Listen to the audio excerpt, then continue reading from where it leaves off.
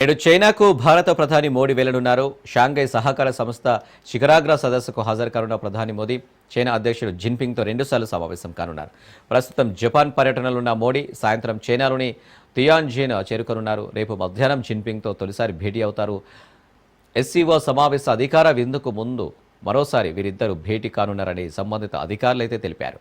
September 1న Modi SCO సదస్సులో పాల్గొంటారు. అదే రోజు రష్యా అధ్యక్షుడు వ్లాదిమిర్ పుతిన్తో ద్వైపాక్షిక చర్చలు జరుపుతారు. రష్యా చమురును కొనుగోలు చేస్తున్నందుకు భారత్ వస్తువులపై అమెరికా అధ్యక్షుడు ట్రంప్ 50% సుంకాలు వేయడంతో పుతిన్, జిన్పింగ్ చర్చలు ప్రపంచం దృష్టిని ఆకర్షిస్తున్నాయి.